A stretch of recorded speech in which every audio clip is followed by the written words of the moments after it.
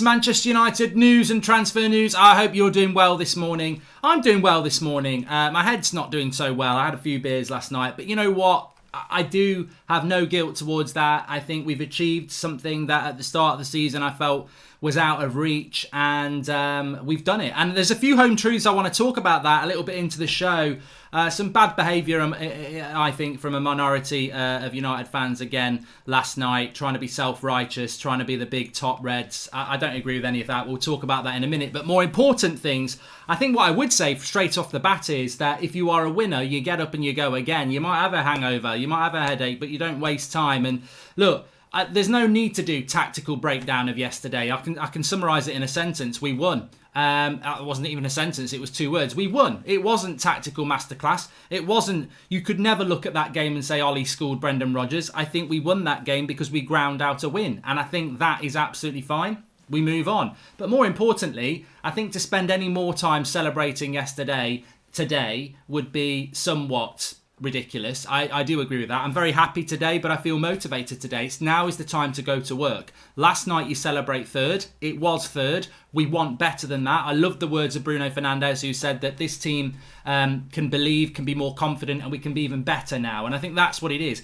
You celebrate last night. Today you go and do more, which is why I'm a little bit late this morning. It's not because of the hangover. I was speaking to my guy, who I've not spoken to for about 6 weeks. Now, obviously, you know, we've had Fabrizio Romano, Christian Falk. We've had some really good people on this show, and we've got relationships with those people. But as you know, over the last sort of 18 months, there's been somebody that I've spoken to.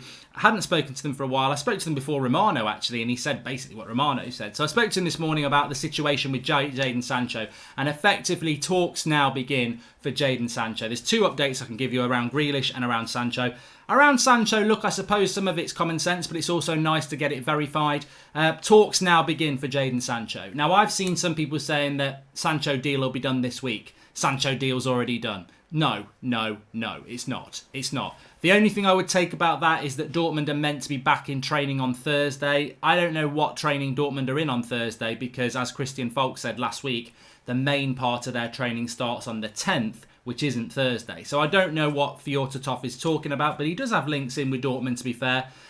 He's saying, will Sancho turn up? The reality is the talks begin today for Manchester United and Borussia Dortmund. They haven't started before because Manchester United didn't know whether they had Champions League football before, and they didn't want to get into some sort of negotiation for something they didn't know whether they had the money for. The talks with Sancho, done. Sancho wants to come to Manchester United. Any doubts about Sancho wanting to come to United have been absolutely obliterated by yesterday. If he fancied Chelsea, well, we finished third, they finished fourth. United have done everything they needed to do to prove to Sancho that they are the right project for him, and he favoured that project anyway. So now it's about the Dortmund deal. So the latest with the Dortmund deal is this. United will start talks today. There may have been some talks before, but the proper negotiations start today. United have got the money. Dortmund know United have got the money. The disparity between the value of what Dortmund put on him and what United want to pay for him is somewhere between 30 millions apart. You know, I think Dortmund ideally want 110. I think United ideally don't want to pay any more than about 80, 85. So that needs to be negotiated. And I think that personally, this can go one of 2 ways. And my guy said, look, if I'm betting on this, I don't think he's going to be a United player before the Europa League final. He said, look, at the end of the day, the transfer window's open till October the 5th. The Bundesliga, I don't know when that starts, but the Premier League doesn't start till the 12th of September. So I said, you know, look at Manchester United. They have improved in the transfer window, but have they improved their negotiation tactics? They spent a lot of time on Bruno Fernandes. He said, you know, that game against Burnley, you've said it yourself, Mark, they could have had Bruno for that game, and those 3 points would have meant you could have had a far easier final day. They didn't. They wanted to save a few million on Bruno, and they did. And it could have cost them top 4, which has basically put them 70 million in their pocket. They gave up 3 points against Burnley to not get the Bruno done quick. They wanted to negotiate it. And he said, I don't see anything different. In fact, he said, you know what? I do think Sancho will come to you, but I would not be surprised if United messed this up and walked away from it. He said, I don't think they can do that. And I think they realise they can't do that because the outcry will be massive. But he says, I certainly would bet that they're going to take a while on this deal. So anybody saying the deal's done this week or anything like that, I think, look, if United do that, I'll high-five them. That'll be absolutely stunning. But expect a long and protracted deal for Sancho, weeks, not days. So that was the update on that. Also on Jack Grealish, I asked about that, and he said, look, the Grealish one, I mean, he told me at the start of lockdown, I don't think you're going to go for Grealish anymore because Pogba's going to stay. And then he said, I think you will. I think you will go for Grealish because I think Ollie really, really likes him.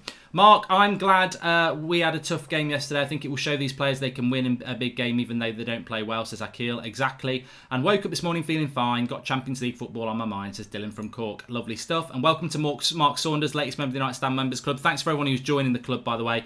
Seeing on Twitter, United fans arguing over Bruno and Pogba. I've been guilty of this myself, but why can't we just be happy, says Sean Turner. I'm going to talk about that in a minute. I think there are a few home truths that we need to take on board as a fan base. And the clowns won't take it on board, but I think it's some disgusting stuff amongst our fan base. But we'll talk about that in a moment. Let's stay positive, because I believe we do need to be positive. So on Jack Grealish, what's the situation? Well, speaking to my guy this morning, and he said, actually, he normally always gives me something. He said, on Grealish, I just don't know what you're going to do. Ollie definitely wants him. Grealish, I think, does want to go. But now Villa have stayed up, it's really muddied the waters. And he said, I wouldn't be surprised if United back off the Jack Grealish deal. Not because they don't want him, but because Villa are going to act all, quite rightly. They've got power now. And United are already dealing with Dortmund, who've got a lot of power. That Grealish deal is not an easy deal. If Villa got relegated, United get Grealish. That's what I was told this morning. Villa go down, United get Grealish, because he's 100% going. He 100% wants to go, and the club would 100% let him go. Plus, they're losing money, so they'd let him go for about 40, 50 million. He said, now, does Grealish 100% want to go? I think if he has to stay at Villa, it's his club. He's not that bothered.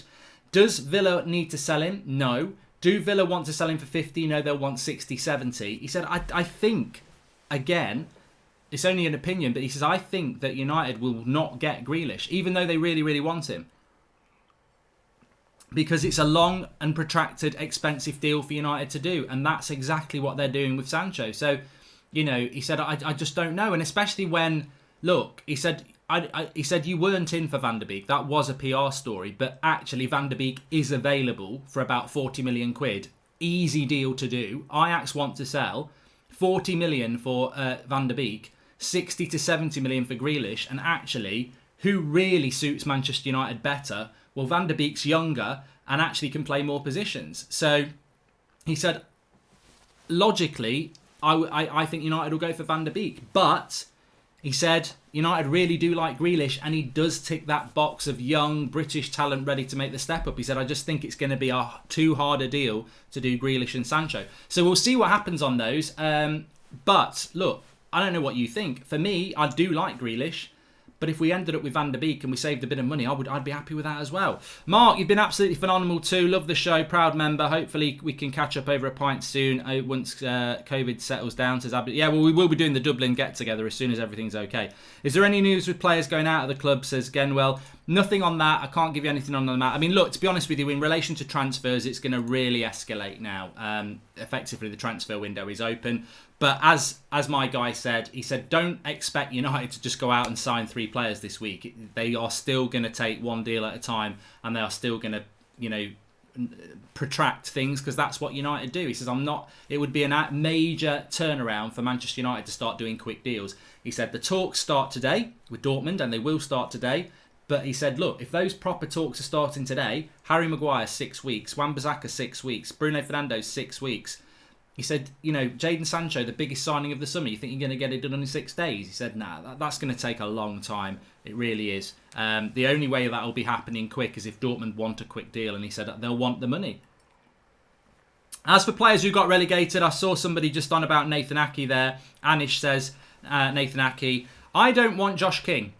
I don't want Josh King. That's all I'm going to say. I watched Match of the Day last night and I remembered the name Josh King. And I thought, Ole Gunnar Solskjaer loves Josh King. I don't want Josh King at Manchester United. I don't want Josh King. That's all I'm going to say. Mark, does this guy have knowledge or just opinion, says Joshua Harper? No, this is somebody I've been talking to for 18 months, Joshua Harper. This is somebody who's very credible in the football journalist world. I'm just not going to tell you who it is because that they don't want me to tell you who it is, because obviously I'm spurting information that if I tell you the name of the person and it doesn't happen, it makes them look wrong. Have they been on the show? Well, anyway, did you guys know Mark predicted United took 3rd place back in March? I don't think he's told anyone, says Modder Girl. I didn't predict it in March. I did predict it in March actually, because lockdown. I'd say more April, May, but it was definitely there. Is there any news with any players going out? I think, to be honest with you, I just want to talk about a couple of other things first before we talk about players going out there. Getting Champions League really gave us a financial boost in terms of the business to do from today, and winning Europa will give us an even more boost, says Burhan. So look, I do really think, I want to talk about De Gea and I want to talk about players going out as well. Please smash a like on the video if you're watching and subscribe if you are new. I want to thank everybody who watches the shows, by the way. I thought yesterday was just one of the memorable days I'll always remember doing the United Stand. There's been 2 or 3 really memorable days doing this. Well, 4 actually. Signing Schweinsteiger was just lovely. I loved that. It was 11 o'clock at night. We were early days of United Stand, and I always loved Schweinsteiger. And I know it didn't work out, but that's one of my favourite shows. Europa League final, when we'd won it, we just stayed live for ages, chatting. It was great. I loved it. Yesterday, I absolutely loved it. I loved the whole day. I know it was tense, but I loved the fact that we achieved something, and I think it's a big, big step forward. And I quite liked the day when we got rid of Mourinho as well, if I'm absolutely honest with you. The only worry with Grealish and Van der Beek, will they want to come and sit on the bench? Same with a striker. I see Josh King 100% hampering, says Sean Turner. I just don't think Josh King's good enough. I think it's a step backwards. Mark, you predicted 3rd. I doubted it a little, but then I self-assessed a little bit and realised there is something in it, and I was on your side. Really glad that you got the prediction right. You're a legend, says Sam. It's just a prediction, so I mean, I'm not, it sort of brings me into what I wanted to talk about. I really want to get into the De Gea situation, because De Gea has now broken Peter Schmeichel's clean sheet record playing in front of a shitter defence. And I want to talk about that because Roy Keane's been saying, get rid of De Gea again. And I think it feeds into this agenda that we seem to have within our mainstream media, some ex-players, around players that aren't, from the youth setup. I don't get it, but we'll talk about that in a moment. But Aki in for Lindelof. PSG for me was a nice celebration, but I don't look back on that night with any affection. It was a nice moment. I'll look back on yesterday. I look back on the Europa League with real affection, and I loved it. I don't look back on that PSG game with any affection. Like Marcus Rashford said, that we got knocked out next round. It didn't stand for anything. We didn't achieve anything. We went to Paris. We parked the bus and we had a memorable result, but we were out next round. It doesn't resonate long term for me. Sky Sports saying Barcelona want to sign Delo, says Dane Grayson. Yeah, those sort of deals need to be done quite quickly. But let me just say this. I saw last night a lot of joy, a lot of happiness in the United fan base, definitely in the United Stand community. And what I would say is, if you don't like the United Stand and you don't like the United Stand community, don't watch it. It's very simple. But what really surprised me last night, but didn't surprise me, was these, I would call them circus clowns, really. Basically, people attacking United fans. Oh, if you're ever been Ollie out, F off. You're not a real fan. Oh, self-righteous stuff that if you couldn't see what Ollie was doing when it was going bad in autumn, you don't know what you're on about. You don't deserve to support United. I just think, look, you can't have your cake and eat it. I mean, some of these people, they want to eat their own cake and everyone else's cake. But at the end of the day, I don't get this mentality. I really don't. Like, you cannot have your cake and eat it. The reality is, I did say we'd get 3rd in lockdown. We might have got 4th. I'd still be very, very happy. I did predict it, but, it's a prediction. My biggest prediction has been going on for 18 months. Sign Bruno Fernandes. Sign Bruno Fernandes. All last summer, the videos are there. Sign Bruno Fernandes. Sign Bruno Fernandes. We didn't do it. And I was like, wherever he goes, if he goes to Spurs because they nearly got him, we're gonna really, really, really regret that. We bought him in January, and he's the reason we're sat here in 3rd tonight. No, nothing else. No tactical swing. No long-term vision that people pretend they saw in autumn. Bruno Fernandes is the reason Manchester United got 3rd yesterday. Everyone else has responded to him. Look, having a number 10 is the key thing here. It's not an individual. It's just getting the right player into the right position. We were 14 points. I'm going to give you a stat here. The most important stat you'll ever need to take away. We were 14 points off 3rd place when Bruno Fernandes came into this club. We finished 3rd within 4 months. 14 points. Now, yeah, Leicester have dropped points, Chelsea have dropped points, but Manchester United have been unbeaten since Bruno came into the team. Let's not dance about the bush, right? The reality is, Ole Gunnar Solskjaer could well have been sacked after the Burnley game, and not many people would have complained. That's the reality, right? But let's take it away from Ole here, because these people who are trying to be self-righteous and, oh, I was never Ole out. I could see the seeds of what was going to happen at the end of the season when we didn't have Bruno. We were playing Lingard. We were playing part of the bus defensive football. I could see we were going to end the season like this. Could you? Could you really? Did you know we were going to sign Bruno Fernandes? Did you know that was going to make us play better? Did you know he was going to abandon playing counter-attacking part of the bus football? You talk out the arse you're speaking from. You really, really do.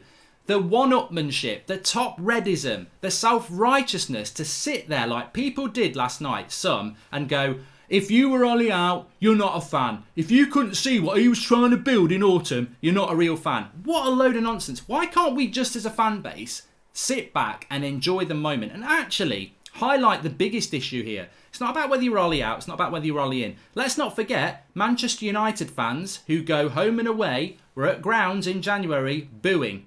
Yeah, they were booing the wider club, the running of the club. They weren't booing Ollie, they were booing some of the players, but fans in the ground, the best fans in the ground, were booing. So are those people who are now going, I was always Ollie in, I could see this happening, they couldn't see anything. You couldn't see it happening. That's why people were very fed up in January. Bruno came in and spun it around. Now, Ollie gets the credit for bringing Bruno in. Ollie gets the credit for building a team around Bruno. Ollie gets the credit for the tactics, and his coaching staff does. And we've all given that credit. But you cannot have your cake and eat it on this one. Why were fans booing in the ground in January? Why were we so crap between August and January? The reality is, go back to the United Stand video on transfer deadline day last year. Me, Flex and Rant sat there and went, we won't get top 4 with this team because Ollie's been let down. He's going into this season with 2 arms tied behind his back. He hasn't got enough depth in the attack and he hasn't got enough depth in the midfield. What happened between August and January? He didn't have the depth in the midfield and he didn't have the depth in the attack. What happened in January? He got a striker and he got Bruno Fernandes to add to what he had, and everything changed. So everybody who said at the start of the season we're going to struggle to get top 4 because he's been let down in the transfer window, high five yourself, because that's the only prediction that's been proven right. The club very nearly sacked Ole Gunnar Solskjaer. That's what happened. They sent him out into this season ill-prepared. They sent him out with a breadstick sword and no shield, and he battled, and at times we got some good results, but it was hard to watch. We weren't well equipped. And in January, they added Bruno Fernandes in, and Agallo's played a bit of a part, giving us a bit of depth off the bench as well. But they brought Bruno Fernandes in, and that's what changed this season. So for these people who just want to say, if you couldn't see what was happening in autumn, you don't know what you're on about. I saw what was happening in autumn. I tell you what, he was going to be sacked, and Pochettino would be the manager now. If they hadn't bought in Bruno Fernandes in January, Ole Gunnar Solskjaer wouldn't be our manager, and we wouldn't even be in the top 6. It's as simple as that. That's not Ollie's fault. They've backed the manager in January, and now we're seeing the rewards. That's why the club need to back the manager now again, because there are still issues in that team. We're not going to win the title next year with this squad. He needs 2 or 3 players, and he needs 4 or 5 players out, and he needs to be backed this summer and next summer, and that's what needs to keep happening. But let's not be that fan base that starts attacking each other because you were Ollie in all along and you could predict this was going to happen. You couldn't have predicted anything. You couldn't predict what time you're going to have a piss, let alone that we were going to turn around how crap we were in autumn to be third now. Because there's one player and there's one bit of business that's turned that around, and it's Bruno Fernandes. And many of you, like me, have been talking about that signing for 18 months. So if anyone wants to predict anything, Bruno's was the prediction, and if you wanted Bruno last summer, which most of you did, you were right. The club stumbled on the Bruno Fernandes deal, and they very nearly cost Ole Gunnar Solskjaer his job, and they very nearly cost us top 4. They've got to not do that again. If they're thinking about, let's not get Sancho because it's too expensive, look at the absolute car crash you nearly caused with Bruno Fernandes. What if he'd gone to Spurs last year? He was that close, and we backed off because we didn't want to pay the money. What if we'd not got Bruno Fernandes last summer? Well, we didn't. But what if he'd gone to Spurs? We're very lucky. The club made a massive, massive error not getting Bruno Fernandes last summer. They rectified it in January. They deserve the applause for that. But that's the fine margins, and that's why we are where we are. That's the only prediction that matters. Mark, should we look at David Alaba? World-class left-back and centre-back. He wants out and he's in his prime at 28. There's your left-footed centre-back and cover for Luke Shaw, says Michael McGarry. We definitely do need cover at left-back. I think we do, yeah. I think we do. And I think that these are things that we'll be able to talk about over the next few weeks. There are vulnerabilities in that squad. I mean, Garth Crooks says Harry Maguire's in the team of the year. He's not the captain for me anymore. I think Bruno Fernandes needs to be captain. If he can come in, if Bruno Fernandes can come in when we're 14 points off third and we can be unbeaten every game that he plays to the end of the season and get third, that's your captain. You know, I don't need a weatherman to tell me it's raining. I need Bruno Fernandes as captain. We seem so vulnerable when defending corner kicks and so harmless when taking them. Can't this aspect of our game be fixed, says Simpson? Well, it should be with a player like Harry Maguire in it.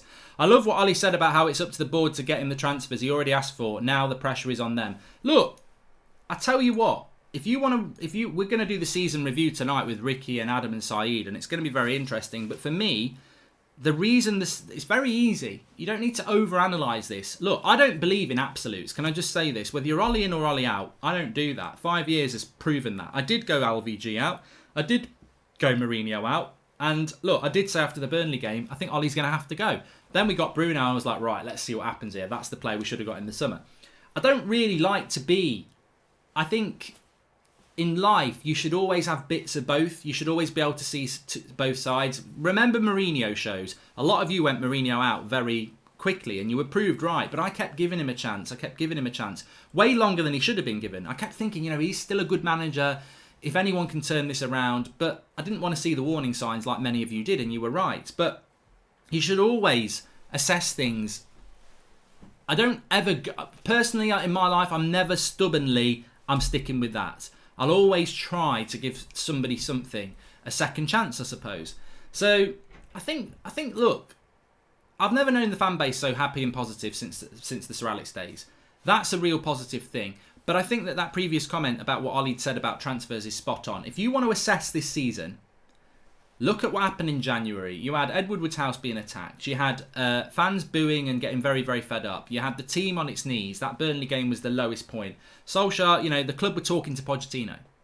That's a fact. So, and now we're in this great position. You've got to look at the season as a whole. And for me, it's very easy. You can talk about the bad tactics. You can talk about Bruno coming in. You can talk about Pogba being injured. You can talk about the brilliance of Martial and Rashford at times this season. The re-emergence of Matic in the latter half of the season. Luke Shaw's consistency. Wan-Bissaka's consistency.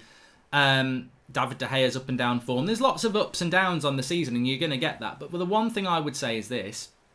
The season really would not have been as stressful if we'd just bought Bruno Fernandes last summer.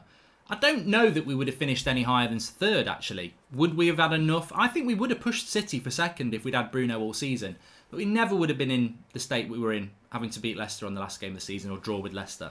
The club nearly cost Ollie his job. And they need to take that on the chin. They need to look at this season and say, we messed up big time not getting Bruno Fernandes last summer. We could have done that deal and we nearly missed out on that deal. We were very lucky to get him in January. We should have done it. And that's the story of the season. You can moan about this, that and the other, but you can say, oh, pissed off if you're Ollie out. You can say, oh, I've always been Ollie in, whatever. The reality is Bruno Fernandes was the deal that should have been done last summer and the club stumbled and they can't stumble again. We see... I want to talk about David De Gea. Mark, if Chelsea get Havertz, we'll already be 3 signings behind and they will now go defensive players while we still try to sign Sancho, says Fittrick. Well, again, we're talking about the club, aren't we? What a fantastic finish to the season. So happy. Shout out to my wife, Maria. It's her birthday today and what a way to celebrate. Maria! Happy birthday, Maria.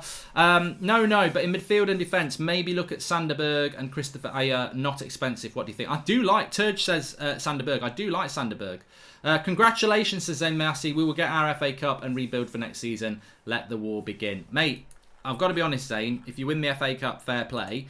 But Arsenal are not Manchester United's rivals. We're looking up. We're not looking down. If you want to be our rival, you're going to have to do everything that you need to do. But we're not looking down anymore. That's done. The Chelseas... Maybe they're going to be our rival next year, but the Spurs, the Arsenals, forget it. You're gone. You're in the tracks, and that's you're in your dust behind us. I don't want to see it. What I do want to talk about is David De Gea very, very quickly.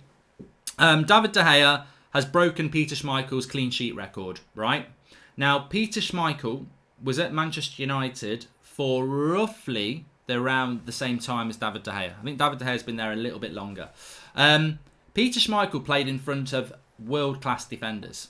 David De Gea has spent most of his career playing in front of people like Phil Jones, Daley Blind, Marcus Rojo, Chris Smalling, Harry Maguire, Victor Lindelof. I don't think any of those are world-class centre-backs. And yet David De Gea has broken the clean sheet record that Peter Schmeichel had. Roy Keane yesterday, and some of you have said it's time to go for David De Gea.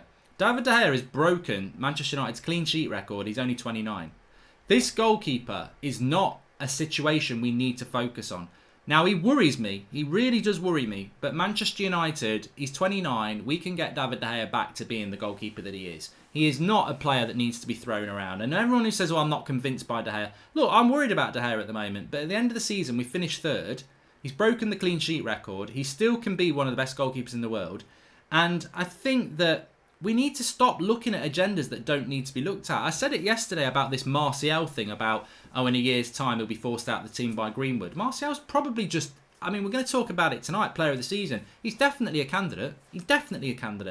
I just think we need to love these players more. They've all played a part this year.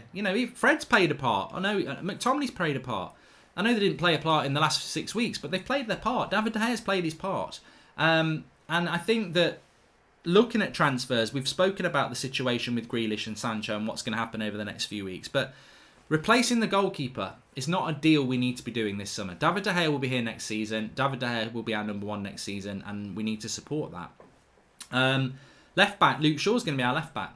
If we can get a backup left back, we need a left-footer. Brandon Williams, I think, can be a very good player for United, but he's never going to be a left back because he's too right-footed. Same with Fosu Mensah. We need a left-footed left back, and I don't think we've got one coming through. So we need a left-footed left back. We need a centre back, 100%. We need a centre defensive midfielder. We need an attacking midfielder, and we need a right winger like Jadon Sancho. So that's 4 or 5 positions there. And also there's talk that we need a striker as well, which I just don't know. I don't know who we're going to look at as a striker, because for me, Timo Werner was available for 50 million quid. Maybe he didn't fancy sitting on our bench or fighting for a place. Is there any truth in Romero's exit, says Sarang? I think if Romero goes, Dean Henderson will come in and they'll fight it out for the number 1 shirt. I think that's a mistake. I think Dean Henderson and David De Gea are too good to be sitting on a bench at Manchester United. They're too good. Their first team.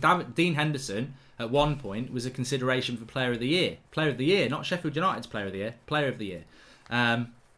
They're too good to be sat on the bench, but there is a problem that needs to be solved there. Mark, as finishing 3rd and 4th means no need to play Champions League qualifiers. Also, if Wolves win Europa, there would be 5 teams in Champions League. No worry for Chelsea, says Andrew Chow. And look, the Europa League for me is, I'm just going to enjoy these next few weeks with you on the United Stand, talking about transfers, watching Europa League games, preparing for next season. I don't feel relaxed. I feel happy. I think that yesterday was symbolic. I don't want to celebrate it anymore, by the way. It was very much about last night. We got 3rd place. We should get better than that. We should be better than that. But that's a significant step. Now let's go to work today. Let's get these talks with Dortmund going, because we know it's going to take a few weeks to get the deal done. That's what United do. Let's decide whether we're going for Grealish or we're going to go for Van der Beek or somebody else, and let's move that forward. Let's get a centre-back in. Let's start moving on Delot and Rojo and Sanchez and Lingard and get some money in. Let's enjoy the Europa League. I think the Europa League, we can enjoy it now. We've got a game against Last Link a week on Wednesday, and then I think the quarterfinals are 2 weeks today. So we've got a couple of weeks where we can enjoy it, get some transfer business up and running, and then enjoy these Europa League games whilst doing some transfer business ahead of a September the 12th start. So it's a great time. I think we parked last season. We'll do the season review at 8 o'clock with the lads tonight. We can talk about it knowing that, I just feel there's a weight has been lifted, but let's get running now. We're lighter. Let's go and enjoy it, because that season is over. It's done. We've completed that season and we got 3rd place. Look, let's not forget, the most significant thing is Liverpool, our biggest rival, won the league. We can't, that has to start coming back into the mindset with Ollie and the board and the players now. Congratulate yourselves. You've shown that you can do it. You've shown that you can take some confidence, and you've shown that you can win and get what you need to do when you're not playing well. That's great. Now get back into your head that Liverpool have won the league and they're the best team in England. They're our biggest rival. That's now the next challenge. I think when you win a race, you will look at your next challenge, and Manchester United now need to look at their next challenge. And, all eyes on the board. As I said, it's all eyes on the board. They cannot not deliver Jadon Sancho. If they don't do that, then, problems arise. Mark, Bruno will be the best player next season. I'm fuming we spent the same on Pepe. Our board is a joke. Yeah, he's a fantastic player, Zane. You're spot on. Pepe might come good next season. It happened with Fred. Remember the Unscripted from BT said we're finishing 6th. Also, Lingard scored the first goal after lockdown in Premier League while the second team was on the pitch. says Shiham. Well, look, thanks everyone for watching. Smash a like on the video. Lots and lots of content coming up on the United Stand. We've got the Premier League review show. Well, not the Premier League. The Man United review show with Ricky, Adam and Saeed tonight. I think that's going to be very good fun because I know Saeed thinks Harry Maguire is amazing, but I'm going to have my say on that. I think Harry Maguire is a good centre-back, but I just don't think he should be captain. I know Ricky's going to say Matic should be player of the year, so it's going to be a great show at 8 o'clock. But look, it's time to go to work now. Well done, Manchester United. Let's enjoy this positivity, but let's take, I always think when you succeed, you need to be even hungrier. We did succeed in top context yesterday. Now let's be hungry. Now let's go and do some business. Because I'll tell you this, and I'll say it once. If we sit on our laurels with that squad, we'll be fighting for 4th next year. That team hit its ceiling last night. It's no better than 3rd. It's no better than 3rd in its current state. We need squad depth and we need some quality. And we need to remove some of the deadwood. That has to happen over the next 6 weeks. If it doesn't, this team won't progress. So it's all eyes on the board now. It's not Ollie's problem. It's not the players' problem. They've delivered what they could do. I think they've done all they could do this season, especially when Ollie didn't get the players he should have got in the summer. Now it's eyes on the board. Don't mess up another summer. Because actually, when you look at the last couple of transfer windows in the summer, they've not been good. This one needs to be good. And I know we got Maguire and Wan-Bissaka and they were good signings last summer, but they didn't get a midfielder and they didn't get an attacker. They've got to deliver this transfer window. And of course, the summer before that was Mourinho's last, where they delivered next to nothing. They've got to deliver. All eyes on the board. Thanks for watching. I'll speak to you all in a bit. And have a good day. And I will be doing some content on here and on That's Football. Speak to you in a bit.